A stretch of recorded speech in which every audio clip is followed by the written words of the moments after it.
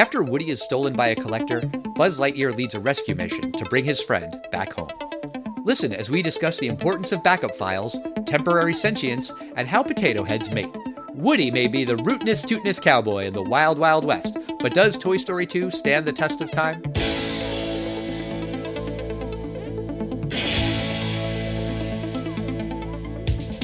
Test of time, James and Alan have their say. Do the movies you love still hold up today? James says Gladiator with a glut, and Alan says as a father blah blah. It's the test of time, James and Alan have their say. Do the movies you love still hold up today? Test of time, James and Alan have their say. Do the movies you love still hold up today? Hello, everyone, and we're back for another episode of The Test of Time. I'm James Brief once again, and my buddy, the co-host of this podcast and the director and editor of this podcast, I'd like to introduce again, Alan Noah. How you doing, Al? Hi, James. I am doing very, very well. How are you today? I'm good. I had a really interesting movie experience this week. I want to watch a movie with Carly, and I have a list in my phone, like probably a lot of people do, or maybe, I don't know, maybe I'm the only one. But just every once in a while when a movie idea comes up in a movie that I haven't seen and I want to see, or more importantly in this case, a movie that Carly hadn't seen, and I'm like, whoa, you haven't seen this movie? And then we get to watch it. And one of those movies was the Jim Carrey movie, The Truman Show, because she's never seen Truman Show or Groundhog Day. They're both kind of, there's a guy and he really has no idea what's going on around him kind of movie. Two different movies. One's a little bit more comedic and one's a little bit more mysterious. And she would vouch for the mysterious one. So I picked The Truman Show. And I was about to tell her the one-liner that everyone knew about the movie. It's a movie about a man who is in a TV show, a reality TV show. He's the star of it, but he doesn't know that he's on a television show. However, Carly had no idea what was going on. And it was just a fascinating movie experience for me to watch her kind of slowly piece it together. And I have to say, it was kind of like a horror movie to her. Like it was very much like a Twilight Zone episode from the 50s or 60s where she's like, wait, what the hell is going on? Wait, why is that guy holding an obvious camera on his garbage can? And his wife is making these incredibly odd product placements. And at one point she starts to almost figure it out, like, is this a TV show? Or, oh, he's in a zoo and everyone else is an alien kind of thing. And she even at one point thinks, well, I guess it could be a TV show, but this would have to be like the biggest set on the planet. Al, have you ever watched a film where someone was so ignorant? Like, it was just to me a fascinating experience. Yeah, I have kids. I do that a lot. And it's fun. It's fun to get to experience it vicariously for the first time through someone else's eyes. It's funny you mentioned Groundhog Day. I watched that with my daughter not that long ago. And I was thinking that, okay, this is a movie that's different from the kinds of movies that she normally likes, but she's 12. She could handle it. It gets a little dark, but it's still funny and it's interesting. And yeah, let's give it a shot. And she loved it. And a movie like Groundhog Day or The Truman Show that can lead to questions and conversations and, well, what about this? And what do you think this means? It's really fun being able to do that with the kids.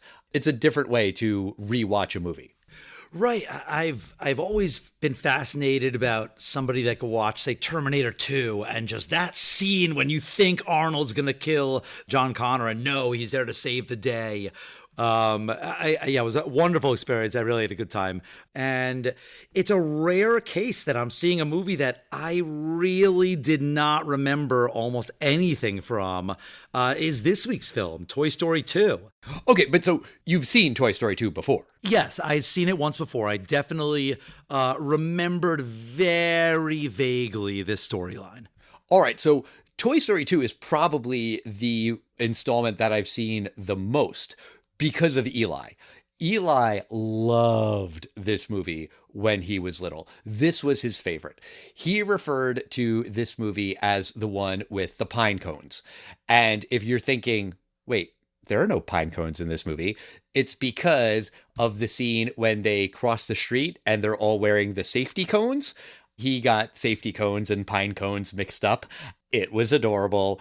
You know, I watched the movie the other day and I asked him if he wanted to join, and he said no, because he's too old and too cool for this sort of thing now. I was like, do you remember when you used to talk about the pine cones? And he was like, oh, yeah, I remember that. Just that little acknowledgement made me smile that he has a positive association of Toy Story 2. But for anyone who doesn't remember, in this movie, Woody is stolen by a toy collector named Al, who knows that the cowboy is a rare and valuable item. Al plans to sell Woody to a museum in Japan as part of a complete set, alongside the other toys from the old TV show, Woody's Roundup. There's Jessie the yodeling cowgirl, Bullseye, he's Woody's horse, Pete the old prospector, and Woody, the man himself, of course. Sorry, couldn't resist. Meanwhile, Buzz Lightyear, Slinky Dog, Mr. Potato Head, Rex, and Ham head across the city to rescue Woody. Jessie convinces Woody that Andy, the child who owns him, will outgrow the toy, so Woody decides going to a museum isn't so bad. But when Buzz arrives, he reminds Woody that for a toy, nothing is more important than being played with. After a daring airport escape, Woody, Buzz, and the other toys, including Jessie and Bullseye, return home to Andy. So I don't need to ask you if this movie was a big hit in '99. Of course it was. Pixar movies were doing well, and the Toy Story movies have continued to do well. I asked you last week for some impressive numbers. Give me more impressive numbers, James. This movie had a much bigger budget than the first film. It had a $90 million budget, made that back almost on the first week alone. It opened on November 19th, 1999, and it opened at number one with $80 million over the 5-day weekend. It stayed at number one for 3 weeks, and it ended its run with $241 million domestically, just shy of $500 million worldwide. Right. And Toy Story 2 was going to be a direct-to-video sequel. At one point, it might not have even been computer animated. It might not have been a Pixar movie. And it kind of didn't make sense to do a Pixar movie as direct-to-video, just because they cost a lot of money to make. And as the story was developing, they felt like, yeah, this should be a theatrical release. However, there were still a lot of problems with the production. The story was kind of right, but maybe not totally right. Apparently, when Woody first met the other toys, the collector's items, they were kind of jerks to Woody, and they didn't think that he was valuable because he had been played with, and it was more antagonistic. Before Jessie was a cowgirl, the character was a cactus. Basically, a lot of things weren't really working. And there was an intensive weekend where they rehashed out the story. Then at that point, they realized they weren't going to be able to make their scheduled release date. But at that point, it was too late. They had to, because of merchandising, licensing, big picture things. So they had to get this movie done effectively in 9 months. Not completely, there was work that had been done before that they were able to use.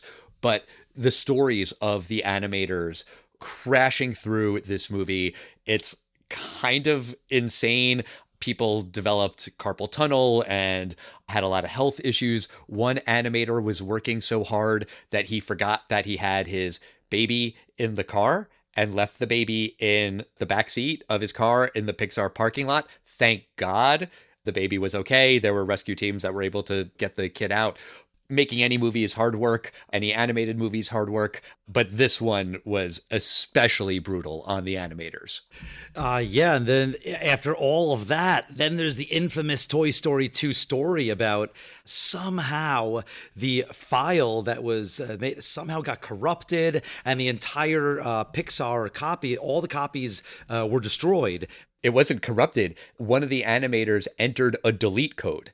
He did it because he was trying to clean up some unneeded files. Like, he wasn't trying to deliberately destroy all the files.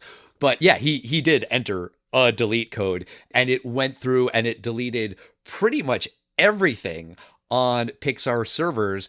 There was one woman who just had a baby, and she was working from home, and she had a backup drive, And they were able to take everything from her drive and really ultimately only end up losing, I think it was a couple of days worth of work. So I would say there's a lesson in there about letting people work from home and having some flexibility. Obviously, I know a lot of companies, whether they're Hollywood studios or not, are careful about the proprietary information that they have and that they have on servers, and they want people to have backup copies of. But sometimes it's a good thing to have a backup copy. Right. I think this is less about work from home and all that, and just, wow, you don't have a single backup. That was pretty bad. There were backups, but the backups hadn't been working. So there was like some backup issue that everyone was like, oh, we'll get to that later. Because, they're all working so hard. You got to treat the backups as important. As we know from recording the podcast, we've had to use backup files on occasion. It happens. That's right. Yeah, it does. It's really interesting that this film is thematically a very, very good bridge between Toy Story 1 and Toy Story 3. Toy Story 1, I would say, is the idealized story of a boy, or it could be any child whose world is toys. And Toy Story 3, that's maybe the role of toys, maybe even later in life, and how toys can have a second life as they pass on. And Toy Story 2 is a very interesting middle ground to those two stories, because it's the first story that introduces this idea of aging. Particularly with the Jessie character, we really learn kind of this adult theme about how life goes on, and what's important to you today is not important to you tomorrow, and this traumatic experience that Jessie had experienced with her first owner, and just knowing a little bit about what Toy Story 3 would be about. I was just really fascinated by how much this movie fits in thematically in between the first and third films. Sure. I think this movie really builds on Toy Story 1. I hear what you're saying about how it's a bridge to 3, but even forgetting 3, this movie takes all of the ideas from the first one and then builds on it. What happens to toys as a kid gets older? What happens to a toy that breaks? What happens to a toy that is considered garbage? Then there's a whole other idea of what happens to a toy that is never played with, that is pristine in its box. John Lasseter, the director, he was a toy collector, and he had a lot of toys around, and his kids would want to play with them. And he would say, no, you can't play with that one. No, we don't play with this. That's not a toy for playing. You hear yourself say something like that, and you're like, oh, right, I'm an idiot. I'm saying you can't play with the toy. The kid wants to play with the toy. The kid is right. Toys are meant to be played with. And so that experience that John Lasseter had informed part of this story. And it's not totally clear in universe how much time has passed between Toy Story and Toy Story 2. Molly, the little sister, is walking in this movie. The tour guide Barbie talks about short-sighted retailers didn't have enough stock in 1995. So it's clearly some time has passed. But Andy is still a young kid. He's still playing with his toys. He loves Woody. He's going to cowboy camp. It's probably a year or two after the events of the first movie. I agree. I think it's almost a year or two. The mom says we have 5 minutes until we go to the car, wherever it is they were going. And Andy kind of looks, 5 minutes, eh? And he just wants to squeeze in 5 minutes of playtime. And I love the idea about that. Yeah. What's the worst thing that could happen to a toy? You could be broken. You could be a lost toy. You could cease to be the favorite toy. You could be a disfigured toy because they can rip out your head and put a different head on you. But there is absolutely no possibility that you're a toy and therefore you're not even interesting anymore. That's what comes in the second film. The second film that Jessie introduces this idea of, no matter what, Andy's going to get rid of you. What is he going to bring you to college? Which is discussed in Toy Story 3, I believe. Pete says that. Yeah, Pete said that. And it is true. And then Jessie and Pete offer him, like, instead of Andy, why don't you instead have a lifetime of being adored forever by children and adults alike? My guessing is probably more adults since it's collectible toys. Yes. It is a very interesting Sophie's Choice kind of thing. It's a pretty deep theme that I didn't think was in Toy Story 2. But I really like that.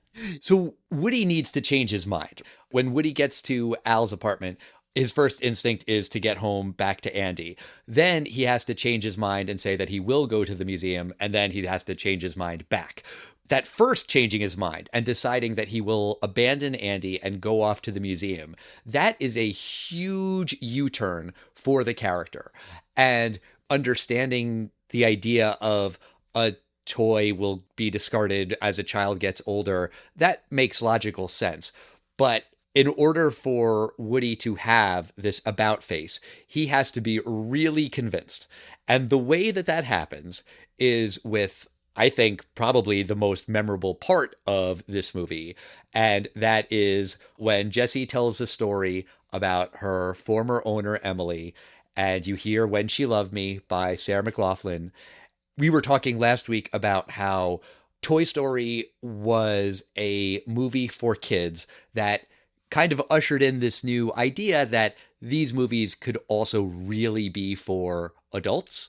But it was this movie, Toy Story 2, where someone at Pixar, I don't know if it was John Lasseter or Randy Newman or who, but they said, what if we did more than just make this a movie that has something for the adults?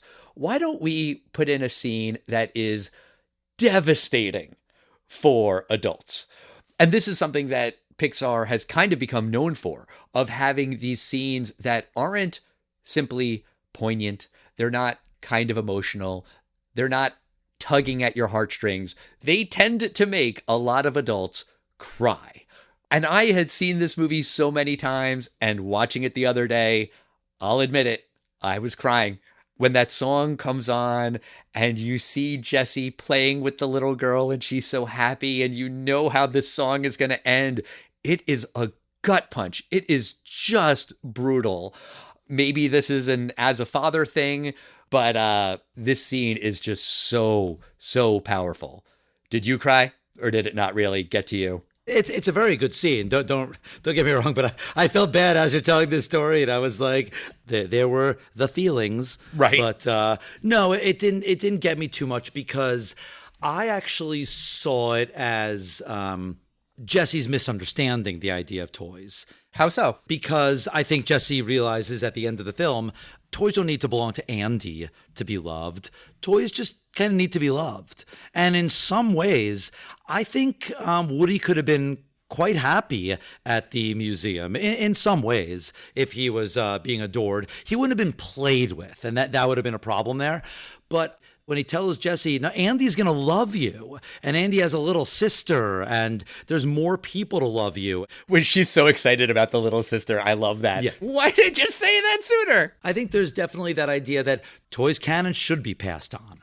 Right. It's also interesting that of the three toys that are at Al's, and I'm not including Bullseye because he's nonverbal, but you have Jessie, who has a perspective of being a toy that was beloved and then discarded. You have Woody, who is still beloved by his owner, although he is a little bit afraid of being left behind or thrown out or sold off at a yard sale.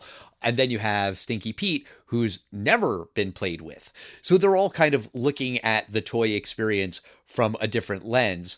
I did kind of want to go back to the yard sale idea, because it is funny how all of the toys in Andy's room consider a yard sale to be the worst possible thing that can happen, which makes sense. You know, kind of like we were talking last week in Toy Story 1, the idea of a birthday party, that's terrifying because there's going to be new toys that could replace you. A yard sale is terrifying because you can just be sold off. I also kind of think yard sales are terrifying, not because I'm a toy, but just because you deal with people who want to just haggle to the penny over garbage. And it's like, I don't know, all of this stuff for 50 cents? Would you take 40 cents? Like, what are we doing here, band? If you want to take it, if you don't want it, don't take it. Come on. To me, I'd rather just donate stuff. But Al is a terrible person. That's what I say all the time, too. Shut up, James. Al, in this movie, Al steals Woody. And if he wanted to buy Woody and make a strong offer to Andy's mom, that would be one thing. And we need that, right? Like, Al has to be the villain. Al has to be the bad guy. It can't be that Andy's mom is just kind of distracted and accidentally sells Woody to Al. It has to be a malicious thing. She protects Woody. She puts him in a lockbox, and then Al pries open the lockbox. I guess it's debatable of who's the bigger villain, Al or Stinky Pete in the movie, or it doesn't matter. It can just be that they're both villains. I would say that Al is a villain. He just stole things. Pete is a sympathetic character because of he's a prisoner. I mean, he's got that idea that he's locked away, and there's this family that they've been looking for Woody for years. So there's an element of sympathy to him. That's fair. Well, maybe a Stockholm syndrome, if you will, that he kind of wants to be in that museum. He doesn't want to go with Andy. But he is also a liar. He lies by omission when Woody thinks that it was Jesse who unpaused the video that woke Al up when he was trying to escape. He doesn't specifically say that he didn't do it, but he just says, arguing about who unpaused the tape, that's not going to solve anything. He doesn't admit to it. Also, he lies to Jesse about the show being canceled, Woody's Roundup. He says that Woody's Roundup ended on a cliffhanger. There was no resolution to would Woody get there in time to save Pete and Jesse from the coal mine, because when Buzz and the other toys show up at Al's apartment, Woody shows them that episode, and then he doesn't stop it. He just lets the tape play, and you can hear in the background the next episode. Woody saves them, and then you hear Woody singing "You've Got a Friend in Me." It's Tom Hanks singing it, and that's the moment that makes Woody realize, no, he does need to go back with Buzz and he wants to return to Andy. But Pete is lying. He is a stinky Pete. He is a manipulator through and through. It's a satisfying moment when Pete gets his comeuppance at the airport. They put him in a backpack with a Barbie, and the girl who owns them is an artist, and she's just going to put makeup and decorate him, and it will be very intense playtime that Stinky Pete has to look forward to. The comeuppance that Al gets, I was thinking about it, it kind of doesn't make any sense. You know, we see a sad Al doing a commercial where he's saying, everything is a buck, wah. And he's upset because he lost out on the sale of these toys. But that commercial is the day after the toys were lost in the airport. There's no way that they would have recorded that commercial and it would have aired the next day. It's not a live commercial, so You'd imagine he would just, be sad, and then they say action, and then he fakes it because, he's paying for the studio time. Exactly. He does a take that's sad, and then they say, all right, why don't you take a minute, compose yourself, come back, and we'll film it when you're able to do it. It's fine. It doesn't really matter. Also, Al does make a very, very dumb decision by checking his luggage. He says to the person at the airport, this is so valuable, it's more than you make in a year. Maybe that's not true. Maybe it is literally true. Either way, it's worth a lot of money. Don't check something that's worth that much. Hold on to it. Bring that on the plane. I've lost luggage. Sometimes you get it back. Sometimes you don't. If you've got something that's that valuable, don't check it, dummy. Right, you keep it with you. And speaking of it being so valuable, Woody is, as we see from this film, exists in a modern, by modern, of course, now it's the late 90s, a modern world, but Woody is the star of some kind of bonanza 1950s, 1960s show. It's supposed to be like Howdy Doody. Exactly, Howdy Doody, right, Howdy Doody. Andy's mom did not purchase Woody when Andy was 1 year old. Right. Or when Andy was born. Well, she says that to Al. She says it's an old family toy. Oh, right. She does say that. Okay, because then that fits in my backstory, because Woody, by definition, must have belonged to other people. Maybe even Andy's mom when she was a kid, or an aunt or an uncle or something. But by the fact that this is an old toy still being used and in pretty good condition, unless it was being shown in a display case, which you wouldn't have done in the 60s and 70s. The whole reason why these things are valuable is because no one thought to collect these things in the 60s and 70s. So then there's a backstory. Why doesn't he remember all of his previous owners? And that's fine. I'm not going to think about that. But I do like the idea that I could kind of make my own headcanon that Woody has to be on generation 2 or 3 by now. Right. And there's a fan theory that maybe Woody belonged to Andy's dad. There you go. And so that's why he's so special to Andy. There's also a theory that Emily, who owned Jesse, that's Andy's mom. I think you are getting at some interesting questions because Woody does seem to have selective memory. He looks at the record player in Al's apartment and he says, I haven't seen a record player in years.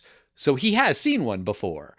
But yeah, he never talks about a previous owner, which would be relevant. When Jesse tells the story of Emily, he might say, well, I had an owner, Tommy or whatever, and he loved me. And then I ended up in a box for years. And then one day, Andy took me out of that box and now I've got a new owner. You would think if that was his experience and he remembered it, he would say that, right? That would be the time to tell that story. Yeah, I think it complicates things, though, because by definition, Buzz Lightyear is a brand new, made in Taiwan, brand new toy, whereas Woody is going to be one of these, 40-year-old toys by the 90s. Right. Eventually, some of these things you just kind of have to let go of. Right. I mean, it's a weird thing to think about, but can these toys die?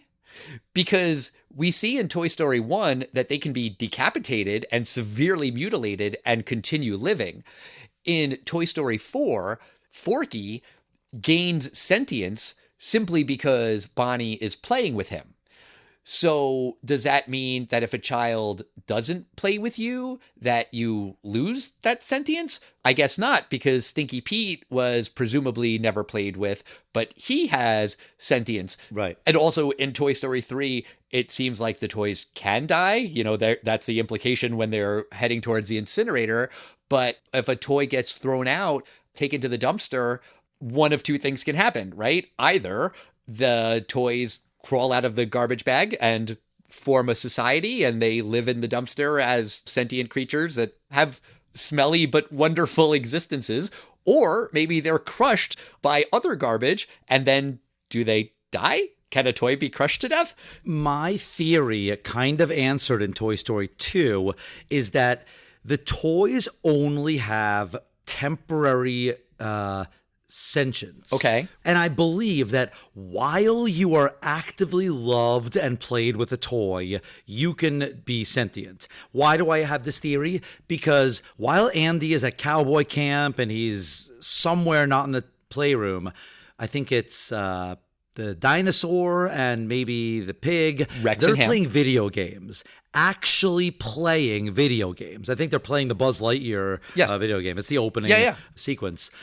But when Jessie is tossed to the corner of her bed and falls behind the bed, being no longer played with, she literally sits under that bed for maybe 10 years. Right. And the next time she's grabbed, her owner is now a teenager. So I don't think in between Jessie's original owner going on dates and going on sleepovers, I don't think that Jessie would have had the opportunity to get up and play with other toys and play video games, whatever the equivalent in the 70s would have been. We're looking a little too much into this, but I think by the fact that the toys can do some stuff and not do other things, they have to have had, let's call it the magic touch of the innocent child or something like that. But then is it temporary? Because Jessie was unloved. She was unplayed with for years, and she experienced that. She experienced that time, that neglect under the bed. So if you're only alive when a child loves you, then wouldn't she have been dead or comatose or in a slumber-like state of some kind? It seems like she'd probably be in something even more nightmarish. She's in a locked-in syndrome. You know, her eyes are open. She's in whatever position she fell in 1971. And then she's stuck there, staring at whatever dust ball forms in front of her for the next 10, 15 years until that hand randomly grabbed her. Wait, it's locked in?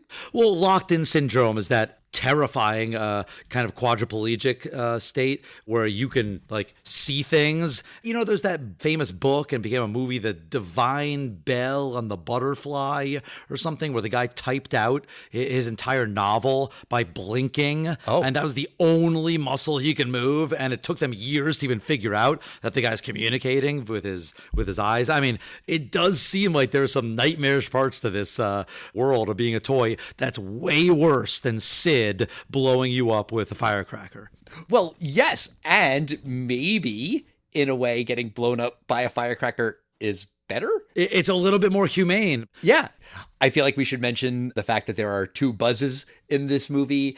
I think it's more for comic relief that there's a new Buzz who doesn't know that he's a toy, and then the old Buzz went through that journey in the first movie, and now he has to explain that you're not really a space ranger. You're not really going after Zurg. But I think it does still kind of tie into the themes of identity. You know, who am I? What is my purpose? What am I supposed to do? Also, it's just an excuse to throw in a lot of Star Wars references, and that's continuing the trend from Toy Story 1. Obviously, when Zurg tells the new Buzz with the utility belt, I am your father, very, very clearly that is an Empire Strikes Back reference. I'm assuming you saw that Buzz gives the Vulcan sign when he's saying goodbye to the other Buzz. Yeah, there's a lot of references in this film like that. There's the great Jurassic Park reference earlier in the film when when Rex is running and you see the classic Spielberg shot of objects in the mirror are closer than they appear. Right. Slinky says, I may not be a smart dog, but I know what roadkill is, referencing another famous Tom Hanks movie, Forrest Gump. In the beginning video game section, Buzz is jumping from platform to platform. It's the 2001 theme. Also, when they first get to the airport, I think it's Ham who says, we can't park here. It's a white zone. That's a reference to Airplane. Just like in Toy Story 1, there are a million references to other movies. The animators were definitely burnt out making this movie, but they were still able to put in some jokes and Easter eggs for other movie fans, which I appreciate. Speaking of jokes and Easter eggs and other movie references, the end credits. Oh my God, those are great. Yeah. Now, around this time, probably popularized by the rise of Jackie Chan films, and then Rush Hour, which by then was a huge hit, and the second film. It's kind of popular to have some outtakes in other films. The Farrelly brothers would do something like that. And in this film, they had outtakes. But of course, you know, it's turning it on its head because there's no such thing as an animated outtake. The only animated outtake would be an error message or something like that. So the fact that Woody is, he's doing his dramatic line from the film and he trips and then, you know, it's clearly Tom Hanks breaking character and going, you know, having a different inflection in his tone, laughing. It's hysterical because it's obviously written this way. Sure. It's great. And then there is a real test of time part of the end credits. You have, I believe his name is Heimlich and Flick. Yeah, they're both in there, and they're kind of teasing about when is their sequel gonna happen. Hint, it's never gonna happen. Yeah, Bug's Life just kind of came and went and was not a long-time Pixar IP. No, it wasn't, which is why it was so weird that at California Adventure, there was a Bug's Land, which was, you know, a whole area dedicated to A Bug's Life that they have since gotten rid of. I think they converted that into Avengers. Speaking of outtakes that have not stood the test of time, there was one where Stinky Pete, he's talking to some Barbies and he says that he can get them a role in Toy Story 3. And after the Me Too movement, that was removed. It wasn't on the Disney Plus version I watched. I'm assuming it's on the DVD. I think I have the DVD. I'm sure it's on YouTube. Yeah. I get why they wanted to take that out. Also, we didn't mention Stinky Pete is played by Kelsey Grammer. For you and I, as huge Simpsons fans, we know that Kelsey Grammer can do amazing voice acting work as a villain. Famously, he's Sideshow Bob. He is great in this movie. Wayne Knight, an amazing addition to the cast, as is Joan Cusack as Jessie the yodeling cowgirl. I think she delivers an amazing performance. It is honestly maybe a little bit weird, kind of talking about inconsistencies, that Bullseye doesn't speak. Bullseye is a horse who just kind of clip-clops and neighs, but Slinky Dog is a dog and he speaks English. I think the answer is, shut up, who cares? That is the answer. It's shut up. Right. I'm going to chalk it up to the fact that they painted themselves into this corner plot-wise with the first film, but I always appreciated the fact that Jessie didn't get with Woody. The fact that they're cowboy and cowgirl, I thought that was much nicer. That I think she winds up being Buzz's love interest, maybe. Yeah. When Buster, the dog, needs to go out and Jessie springs into action and she jumps down and she rides the little car loop-de-loop Buzz did in the first movie, and then his wings immediately pop open. I think that's a not so subtle erection joke, but yeah, he's clearly taken with Jessie. And yes, Woody is with Bo and Buzz is with Jessie. You're right. It shouldn't just be cowboy ends up with cowgirl, because eye roll, that's so on the nose and predictable. I am okay that Mr. Potato Head ended up with Mrs. Potato Head, because there's a lot of weird anatomy there, and I think that species knows how to mate with the other one. Sure. I meant to wear it and I forgot, but I have a t-shirt that I got from Disneyland years ago. It's Mr. Potato Head and it says, "Don't make me put on my angry eyes," which he doesn't say in this movie, but when Mrs. Potato Head is packing for him and putting everything in his butt containment unit, whatever, she says, "I packed your angry eyes just in case." I love that. In the outtakes, there's a running gag where she's just shoving more and more and more up into him. I thought that running gag was running for a little too long. It seems like that's something, honestly, I think the kids would laugh at more, because it's just shoving more things in his butt. That was one for the kids. Definitely. But James, let me ask you, what do you think about Toy Story 2? Do you think this movie stands the test of time? Yes, I think it's a lovely film. I think it builds a lot on the first film's themes. I have to say, I do like the first film better. Okay. I kind of like the theme of a toy just wanting to be loved, and even more of the relatable idea that number one became number two and he's a little bit jealous of that. I think that part's a little bit more relatable than the idea of toys that are no longer loved anymore. There was a really nice thing that we were, or I was upset about from Toy Story 1. We find out that the remote control car has his remote back, because there's a part where he races out in the beginning and he still has his remote. So good for him. One other thing we didn't talk about, how it's so obvious how much better looking this film is than the first one. Mm-hmm. You could even tell that they kind of were doing some close-ups on things to impress you. I noticed when they were showing Woody's ripped off arm, I felt like they were showing off a little bit how good a detail they can make of every individual fiber is visible. And yeah, I think overall, everything about this film is technically better. It made a lot more money. It's a little bit longer in a good way. It's perfectly fine at like an hour 40 or so. The end credits are better. Just me personally, I just kind of like the first film better. It's just maybe a little bit of a cuter and closed, very, very quick story, a little simpler story that I liked. But overall, another great film, a great sequel. It deserves to be, as it is, on all of those lists of great sequels that meet or exceed the first film. But Al, what do you think? I know you've seen this film so many times. Does the Toy Story 2 stand the test of time? Yes, of course it does. I love this movie. If you prefer Toy Story 1 over Toy Story 2, fine, cool.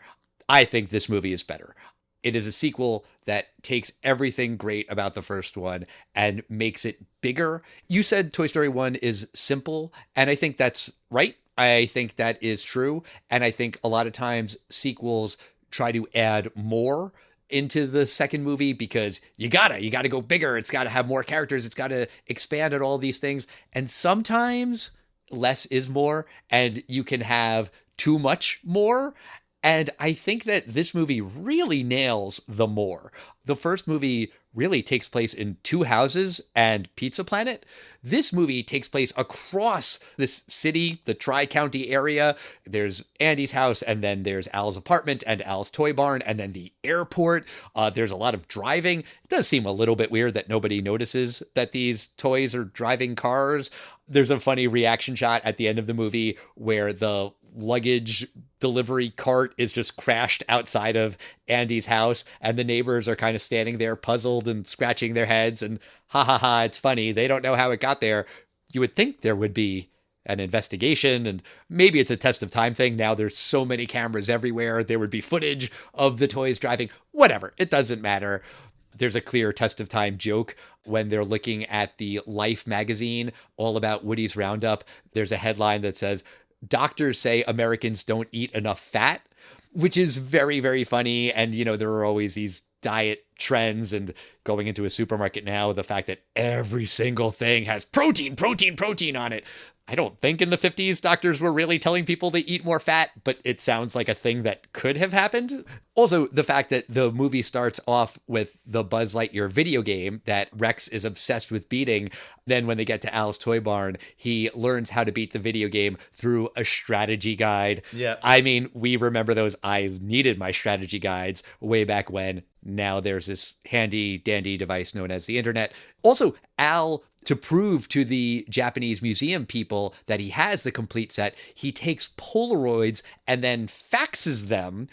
Obviously, nowadays, he could just use his cell phone, snap some pictures, and send them right over. Again, it's weird that Al checks his luggage. It's also kind of weird that he flies there. He ships other stuff. He ships the other Woody's Roundup items to Japan, and then he's mad. He says, "Oh, you're just taking advantage of people who are in a rush." Yeah, that's what companies do. But if he was going to just check the bag anyway, he might have had better luck just shipping Woody and Jesse and Pete and Bullseye. Whatever, it doesn't matter. This movie is scored by Randy Newman. You don't hear Randy Newman sing at all in this movie. He sings 3 songs in the first one, and he wrote When She Loved Me. I think you definitely needed a female to perform it, and the fact that it's Sarah McLachlan, she knows how to deliver a devastating, emotional song. Woody's Roundup, performed by Riders in the Sky, that is just a super, super catchy tune. And then at the end, you hear You've Got a Friend in Me, performed by Wheezy. The singing voice is Robert Goulet, and that's an amazing version. The ending sequence we didn't really talk about, but at the airport and the different belts going with the luggage, and then they get on the plane and they have to escape from the plane. It's another thrilling sequence, just like at the end of Toy Story 1. Yeah, I love everything about this movie. It definitely stands a test of time, for sure. I might even say that I could imagine some kids just wanting to skip Toy Story 1 and go right to Toy Story 2. Not me, I'm a completist, but this is just a amazing, wonderful movie that, it's worth mentioning, ended the Toy Story franchise for, 11 years. 11 years, there was just Toy Story 1 and 2. But of course, then in 2010, there was Toy Story 3. And we're going to talk about that next week. Really looking forward to that episode that will cap off this trilogy. In the meantime, we want to hear from you guys. We are at Test of Time Pod, Facebook, X, Instagram, and Threads. Let us know what you think about Toy Story 2, what you think about Jessie the Yodeling Cowgirl, and Stinky Pete. Just as a programming note, I was switching up the theme songs after all those new versions you got for the 500th episode. Yeah. I put up a poll on social media.